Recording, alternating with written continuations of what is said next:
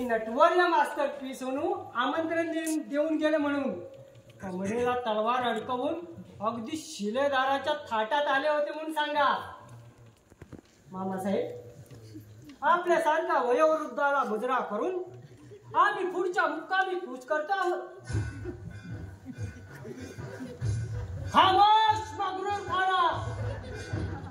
या पुढे आमच्या महाराजांबद्दल एक जरी बुरा शब्द उच्चारलास तर या संशयाने तुझी जबान कापून तुला दारू खाण्यात पाठवीन. अरे काढवा, अरे दारू खाण्यात की दवाखान्यात? चूक झाली मामासाहेब, एक वेळ माफी असावी. ठीक आहे. मला म्हणायचं होतं जणांखान्यात. येतो आता आम्ही. आता आमच्या नटीची गाडी येण्याची वेळ झाली. तेव्हा तिच्या स्वागतासाठी आम्ही अशा रुबाबात स्टँडवर कूच करतो आहोत. येतो आम्ही. करा करा करा करा. आमच्या ज्ञान साहेब येत आहेत. स्टँडवर चला. करा करा करा करा. काय साल काट आहे बघ वैशाली. अगं त्या आयशीच्या पोटात हा सालाना भडवा 9 महिने कसा राहिला त्याच्या आयशीला खाऊ बघ वैशाली. बरं वसू, येतो मी आता. अगं हे बघ, अगं मी आलो कशासाठी आणि त्या सोन्याचं नाटक पाहण्यात वेळ कसा निघून गेला ते कळलंच नाही बघ पुरी. तेव्हा वैशाली त्या कैलासकडे जरा लक्ष ठेव पुरी. आजकाल त्याची लक्षणं काही मला ठीक दिसत नाही ग. अगं तो कुणाजवळ नीट बोलत सुद्धाही नाही. काल तो बाबू गावड्याच्या हॉटेलात बसून एकटा रडत होता. त्याला मी विचारलं, बाबा का रडतोस? पण तोही काही बोलला नाही. पण आज म्हणून त्याला मुद्दाम त्याला इथं भेटायला आलो होतो. पण पोरी तोही सुद्धा काही भेटला नाही. म्हणून म्हणतो पोरी ना लक्ष ठेव त्या कैलासकडे. लक्ष ठेव. येतो मी आता.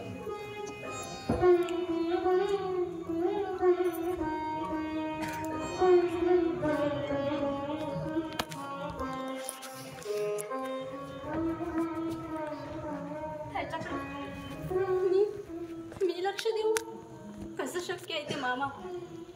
मी त्याची कोणीही लागत नाही. आता योगेश बरोबर माझं लग्न झालंय. मी योगेशची पत्नी आहे. पण कैलास. हे वैशुताई, मी आत येऊ? बाबा ये ना, बस ना.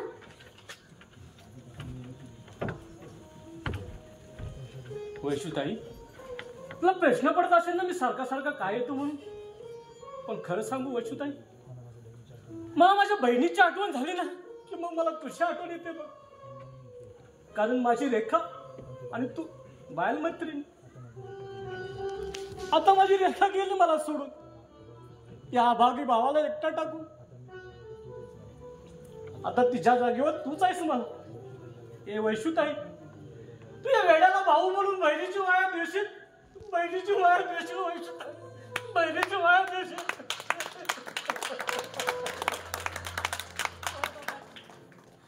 आजपासून मला तुझी रेखा समज. बैस, मी तुला चहा घेऊन येते. नको वैशुताई, चहा नको मला. आज माझी बहीण मला रेखा मिळाली. तुझ्या 4 शब्दांनी माझी हरवलेली रेखा मला परत मिळाली. आज मी खुश आहे. आज मी खुश आहे वैशुताई. मी आज खुश आहे. मी आज खुश आहे. मी खुश आहे आज वैशुताई. पण वैशुताई, मी ते आराम करून निजाम सोडणार नाही बाबा. मी ते आराम कोणाला सोडणार नाही. असा अविचार करून काहीही उपयोग होणार नाही. त्याच्या पापाची शिक्षा त्याला परमेश्वर दिल्याशिवाय राहणार नाही.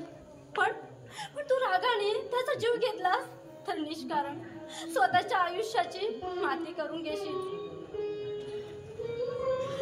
त्याचा खून करून तुझी रेखा आता परत येणार आहे का? ज्या दिवशी रेखा गेली त्या दिवसापासून सारं काही संपलंय ताई, सारं काही संपलंय. आता जगायचं तर मरण येत नाही म्हणून, वचुताई मरण येत नाही म्हणून. असा निराश होऊ नकोस. ही तुझी बहीण असताना असा निराश होऊ नकोस. आता सांगितलं ना मी तुझी रेखाच आहे म्हणून.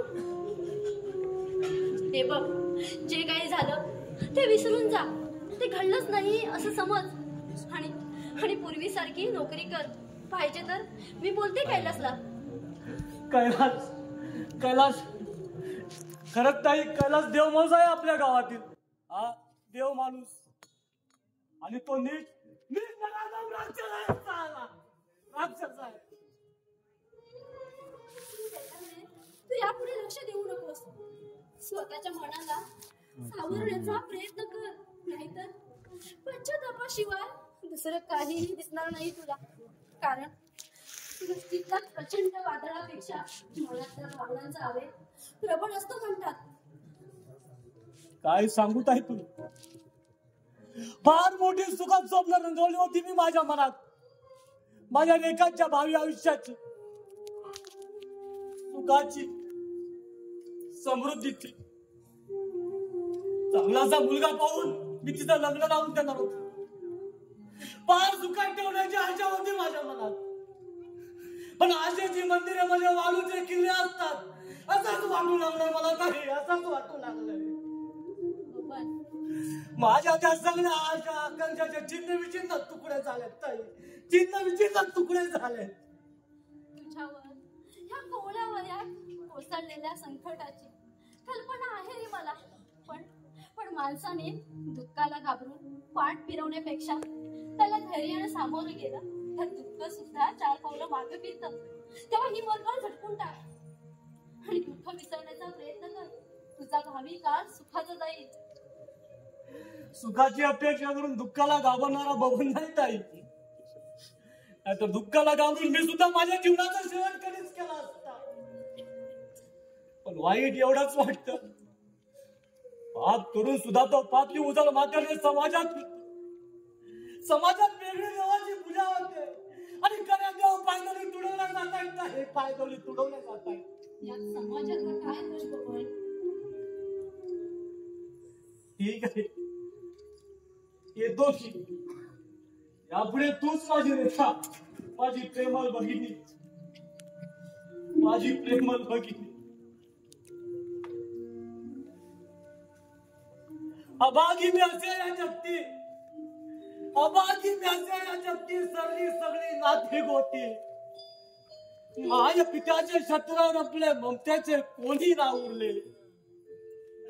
माझ्या पित्याचे शत्रूवर आपले ममतेचे कोणी ना उरले. होती एक माय जननी, होती एक माय जननी, शेवटी ती सुद्धा अंतरली. बंधुत्वाची ज्योत हिमाली, अश्रू ओघळती आगाली, अश्रू ओघळती आगाली.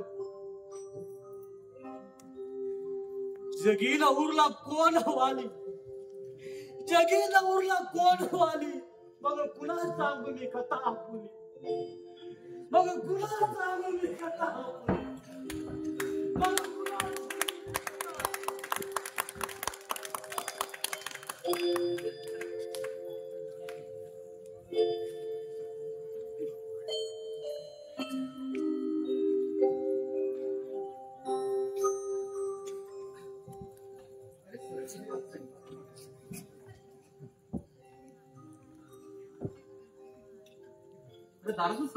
आधी सज्जन, अरे आता आज याची भीती वाटते रे. आताच सांगितलं ना तुला, तुझ्या बायकोने मला सतत ताकीद केली इथे यायची. अरे तिला काय घाबरतोस तू? अरे मी इथे असताना तिची काय हिंमत तुझा अपमान करण्याची? ये तू बस ना. अरे तेव्हा हा असा प्रकार आहे योगेश. सत्य लपव, सत्य पायदळी तुडवलं जातंय आणि असत्याचा मात्र उदो उदो होतोय.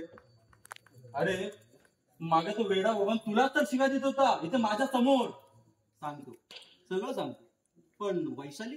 अच्छा, वैशाली, हे वैशाली, काय म्हणता? अगं ही सुट्टीचा आठवणी बाहेर होत. पाहिलंस कशी रागात बघत गेली माझ्याकडे. पाप सत्याला समोर पाहिलं ना की तसा तरी असं.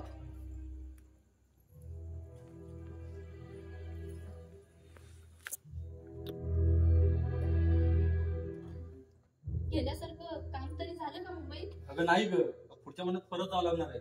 अगं पण कैलास कुठे आहे? तो सकाळीच बाहेर गेलाय. कुठे गेलाय काय माहित नाही. बरं, अगं ती सानेची मल भेटवली सत्य 8 दिवसांनी मंगळवार जवळ आहे ना, त्याबद्दल काहीतरी बोलायचं म्हणत होती. पण आताच काय घाई आहे? जाऊ नंतर. अगं मी तुझा हेच म्हणत होती तिला, पण म्हणाली 5 मिनिटं तरी पाठवून द्या, तेव्हा जाऊन ये लवकर.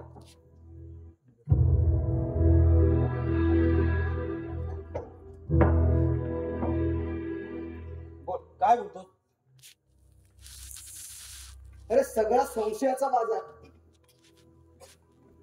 तर तो बबन, अरे त्याला सुद्धा माझा असाच संशय आला की त्याच्या बहिणीबरोबर माझे अनैतिक संबंध होते म्हणून.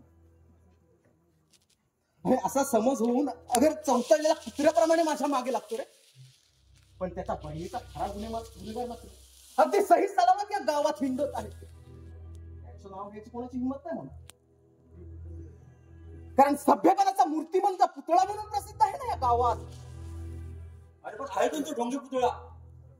अरे खरं म्हणजे तुला सांगू त्याचा काय उपयोग होणार. आणि तू त्यावर विश्वास ठेवणंही शक्य नाही रे. अरे असं कसं म्हणतोस तू? अरे सत्य असेल तर काय विश्वास असणार माझा? कोण आहे कोणतो? अरे तुझा जिवलग मित्र कैलास. काय? माझा कैलास? अरे माझा कैलास असं पाप करणं शक्य आहे?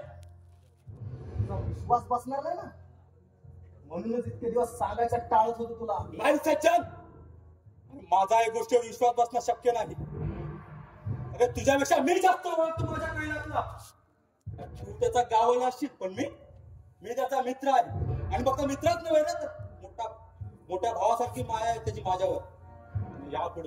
यापुढे त्याच्या विरुद्ध बनत असेल तर बोलू ना. माझ्या मनात विष घालवण्याचा प्रयत्न करशील तर त्याचा काही फायदा होणार नाही. अरे ऐकून तरी घे तुला. नाही सज्जन, अरे माझ्या कैलास विरुद्ध कोणतीही गोष्ट मला ऐकायची नाही, जरी ते सत्य असली ना तरी सुद्धा, कारण ती मला सहनच होणार नाही. ठीक आहे, आता मी तरी काय बोलणार. येतो मी. योगेश, अरे डोळे आणि कान यात 4 बोटांचं अंतर असतं, हे मात्र खरं. म्हणूनच पुन्हा सांगतोय, ज्या दिवशी स्वतःच्या डोळ्यांनी कैलासच्या बेताळ पाशील ना, त्या दिवशी कळेल तुझा कैलास कसा आहे ते. मग त्याच्यावर असलेल्या विश्वासाची जागा अविश्वासानं नाही ना घेतली तर नाव नाही सांगायचं.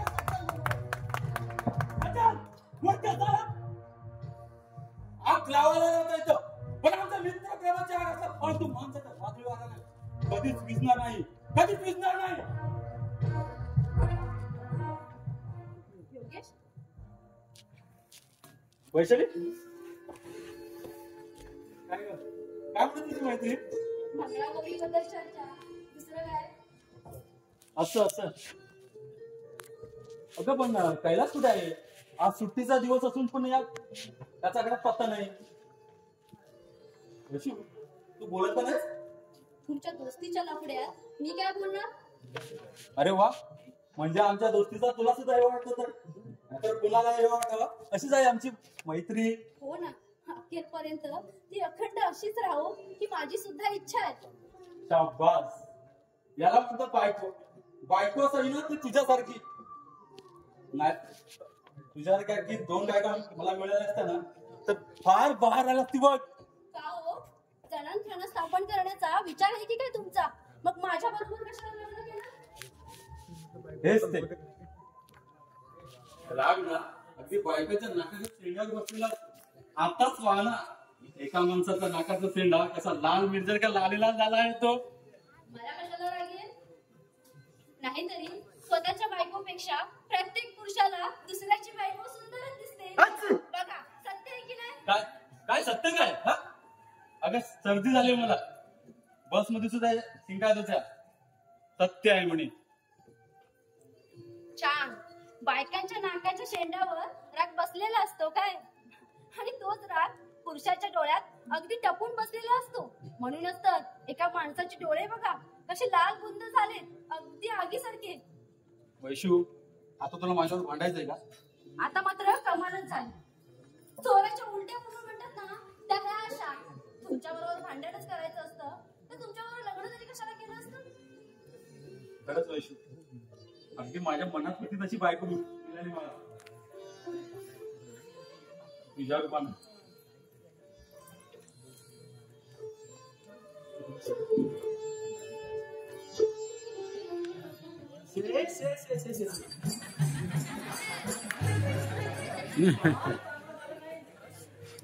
अरे म्हातारे, तुझी नको त्या वेळेस एंट्री झाली एखाद्या नाटकाटी नायकासारखी. तसं काही नाही मामा, तुम्ही या ना, बसा. बसा ना. हो, तसं काही नाही, सत्य आहे. आता हे तुमच्या चुम्मासाठी बंद करा आणि आता लवकरच आमचं तोंड गोड करायला सुरुवात करा. मामा, तुमची इच्छा पूर्ण करण्याची प्रतिज्ञाच करतो मी. अरे योगेश, अगदी ते शीख नाटकाला स्वप्नाळे वाक्य बोललास. तू आपल्या गावातील सोना फटफड्या भेटलेला दिसतोय तुला. हे बघ, अरे माझं नेहमी इथं आल्यावर ना हे नेहमी असंच होत. अरे मी आलो कशासाठी आणि तुमच्यावर बोलत काय बसलो? अरे मी त्या नाना सावते जमीन घेतली ना, आज मला त्याचे पैसे द्यायचे आहेत. तो कैलासला जामीन म्हणून सही करायला बोललो होतो, पण त्याचा अजूनही काही पत्ता नाही. तेव्हा गावातील सगळी लोक खोलून बसलेली आहेत. तेव्हा मी म्हणतो, आता कैलास आणि तू माझ्यासाठी दोघेही सारखेच. मग आता सही करायला तू चल बघू. हो मामा, एवढंच ना, चला ना. लवकर या, जास्त वेळ थांबू नका. होय गो बायो, अगं त्याचा मी नाही धरून ठेवीत. हा, अगं त्यानं सही केला ना की ताबडतोब तुझ्याकडे पाठवून देतो. मामा, आता तुम्ही येत आहे की मी जाऊ माडीवर झोपायला? पण आत्ताच्या ह्या बायकांना किती ह्या नवऱ्यांची ओढ. पण बायो, जास्त वडाताण सुद्धा बरी नाही हो. मामा, येत आहे की जाऊ मी? अरे तू झोपतो कसला? तू आधी चल बघू, चल. बाय वैशाली. बायो, ताबडतोब पाठवून देतो. मग झालं.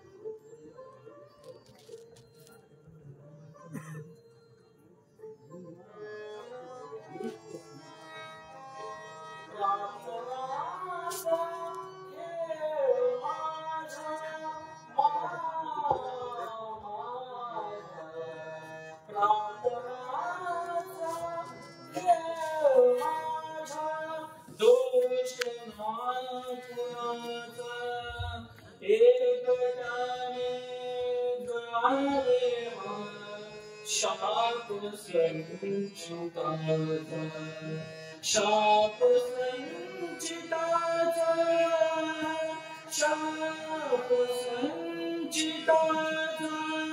चिमलेला उरगाई, चिमलेला उरगाई, वेदनेचे सूर, डोळ्यात आसू वाहता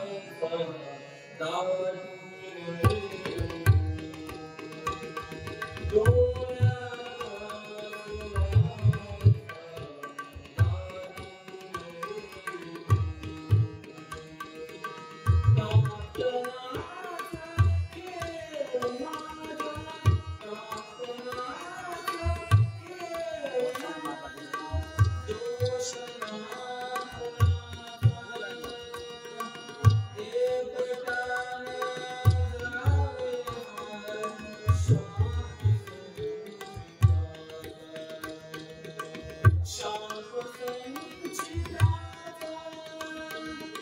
शाप संचिताचा.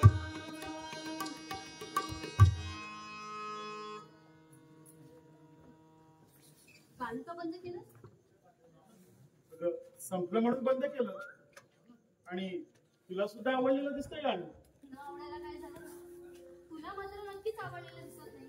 कारण तुझा चेहरा त्याची साक्ष देतोय. अगं वेगळी आहेस का वैष्णव? अगं मला सुद्धा फार गाणं आवडलं ते. किती सुंदर ओळी आहेत ते. अगं प्रार्थनाचा खेळ माझ्या दोष ना कुणाचा, एकट्याने जळावा हा शाप संचिताचा. किती सुंदर अर्थ भरला आहे त्यात. हो ना, पुढच्या मुली सुद्धा खूप सुंदर आहे. हे एकट्या जीवाचे आता कशाचं गाणे, आता मला किनारा होईल म्हणत दूर. का आता कसं गंभीर झालास? तुला काय वाटलं या वैशालीला हृदय नाही? अगं छे ग, अगं हृदयाशिवाय कोणी असतं का? चेष्टेचा विषय नाही हा कैलास.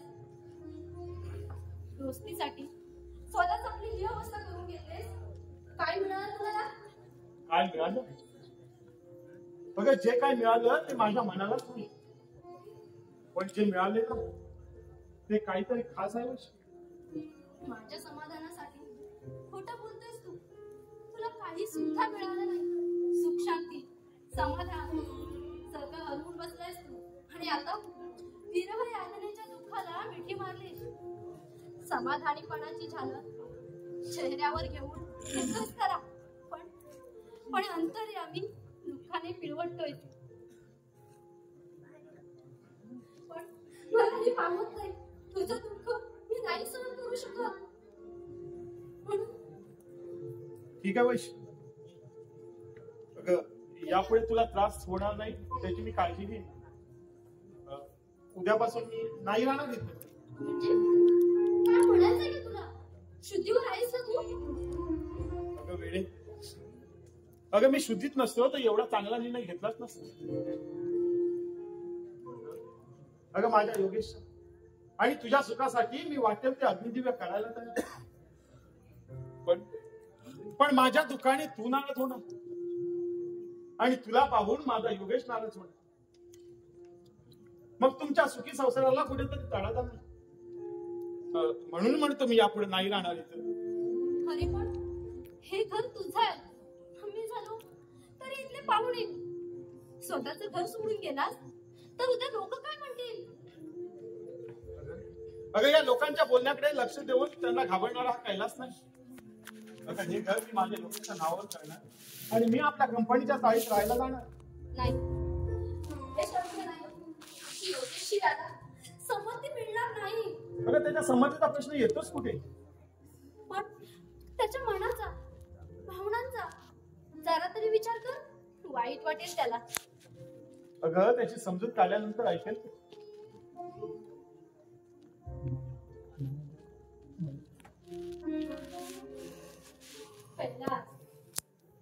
दिवसेंदिवस हा त्याग करून आम्हाला तुझ्या ऋणी ठेवतोय. का असं वागतोयस तू? अरे जरा स्वतःच्या भवितव्याचा विचार कर. तुझ्या बरोबरच्या तरुणांची लग्न झाली, त्यांच्या संसाराला सुद्धा सुरुवात झाली. काही नंतर 2 मुलं सुद्धा झाली. अरे पण पुढे तुझं काय? असं एकाकी जीवन किती दिवस जगणार आहेस तू? अगं जगता येतील तेवढे दिवस जगायचं. पण माझ्या योगेशला मी काही कमी पडू देणार नाही. त्याचं सुख हेच माझं सुख. अगं त्याच्या सुखावर कोणी घाव घालण्याचा प्रयत्न केला तर तो घाव मी माझ्या छातीवर झेलेल. पण माझ्या योगेशला मी काही होऊ देणार नाही.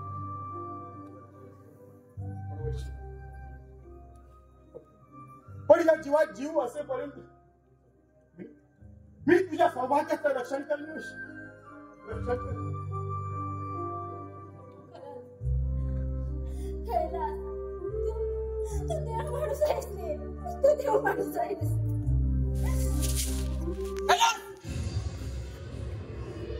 काय झालंय असा प्रकार? अरे शेला म्हटली पाहिजे तुझ्या मनाला वैशाली. अरे योगेश, एवढी बाजूला बसून झाली तू. योगेश, अरे काय बोलतोस तू? अरे माझ्या डोळ्यात माझा चांगला विश्वास आहे. अरे शेवटी माझी शंका खरी ठरली. कसली शंका आली पुढे बोलायला शरम वाटली पाहिजे तुला. माझ्या माघारी अशी नाटकं चालतात तुमची. मग मागे 2 दिवस मी मुंबईला गेलो होतो तेव्हा काय काय प्रकार असेल झाले असतील तुलाच सांगू. योगेश, अरे एवढ्या मोठ्या मनात असेल असं वाटलं नव्हतं रे मला. अरे एवढे घाणेरडे आरोप करतोस तू आमच्यावर. अरे तू असा वाटशील असं स्वप्नात सुद्धा पाहिलं नव्हतं. अरे स्वप्न नाही, प्रत्यक्ष पाहिलंय मी. चप्पल तिने तिचे दोन्ही हात गळ्यात टाकून. योगेश, कुणाला काय बोलताय त्याचा नीट विचार करा. मला वाटलं होतं तुमचं हृदय सुद्धा त्याच्यासारखं विशाल असेल, पण नाही. तुम्ही त्याची बरोबरी नाही करू शकत. त्याच्या पायाजवळ सुद्धा उभं राहायची तुमची लायकी नाही. वैशू, खबरदार त्याला काय बोलशील तर. अगं तुझ्यापेक्षा मी माझ्या योगेशला जास्त ओळखतो. आणि माझ्या योगेशचा संसार सुखाने झालेला बघायचा आहे मला. भांग पिऊन नाही बोलत मी सच. अरे आतापर्यंत बऱ्याच जणांनी सांगितलं होतं मला, पण मी त्यांच्यावर विश्वास ठेवला नाही. कारण कैलास माझा मित्र. अरे भाऊ म्हणत होतो मी त्याला. अरे पण हा भाऊ कसला? माझ्या बरोबर बंधुत्वाचं नाटक करून माझ्या बायकोला आपल्या प्रेमाच्या जाळ्यात ओढून पाहणार काल सर्प या काल सर्प.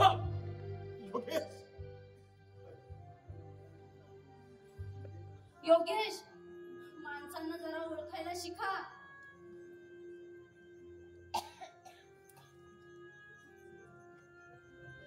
त्याची त्याग, त्याची माया याचा जरा तरी विचार करा. मला वाटलं होतं तुमचं हृदय त्याच्यासारखे विशाल असेल, पण नाही. त्याच्या पायाजवळ सुद्धा उभं राहायची लायकी नाही तुमची. वैशाली, खबरदार पुन्हा असं बोलशील. अगं तुझ्यापेक्षा मी माझ्या योगेशला चांगलं होतो. आणि माझ्या योगेशला काही बोललेलं मला नाही आवडत. यापुढे तू योगेशची पत्नी आहेस हे लक्षात ठेव. आणि ही अशी भांडणं मला आवडणार नाही. कारण माझ्या योगेशचा संसार सुखाने झालेला पाहायचं मला. अरे बस कर तुझी सभेवाल्याची भाषण. प्रत्यक्ष पाहिली मी तुझी सभेगिरी. हे प्रकरण चिघळण्यापेक्षा आत्ताच मार्ग बदला म्हणतोय मी. कैलास, तुझी माझी दोस्ती संपली. आणि म्हणूनच मी माझ्या बायकोला घेऊन दुसरीकडे कुठेतरी राहण्याची सोय करतोय. कारण हे घर तुझं आहे आणि तुझ्यासारख्या जहरी नागाचा सहवासच नकोय मला. कारण कधी दंश करून माझ्या बायकोच्या शिलावर घालायची ना, आणि त्याचा काय भरोसा.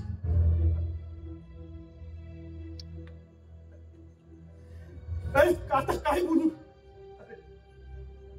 अरे तुझ्यावर मी हात देखील उचलू शकत नाही. अरे कारण तू माझा नवा जन्म आणि तुला मी घालेलही बोलू शकत नाही. कारण मला जीवनाच्या अखेरपर्यंत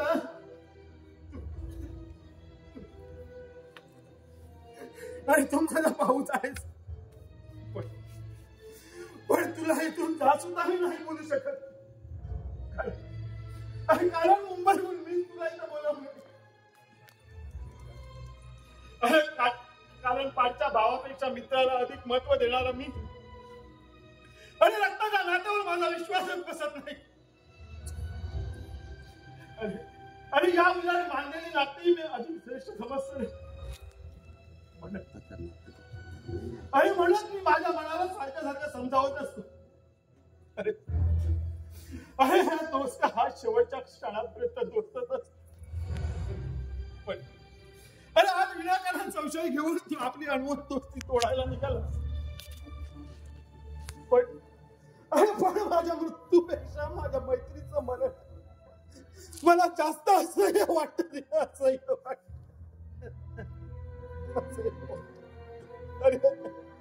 अरे पण दोस्ताच्या दोस्तीने मैत्री मिळत.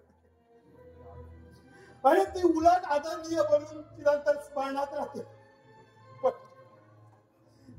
पण दोस्ती तुटली तर दोस्तीला आपण कायमची मुक्तता देऊन कायमची मुक्तता देऊ. तुझं तत्वाचा नाही ऐकायचं मला कैलास.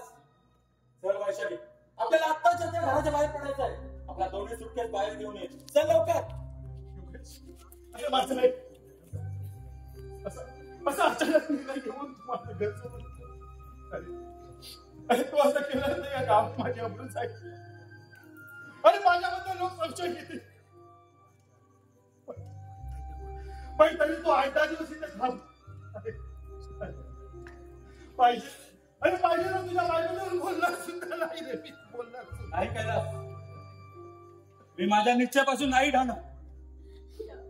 एवढा विनम्र करून सांगतोय तुम्हाला, तरी सुद्धा त्याची दया येत नाही तुम्हाला. माणूस आहात की पशु?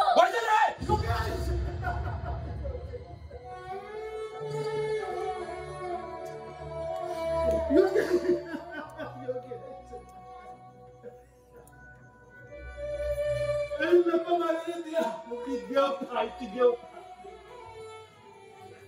अरे नको मला तिला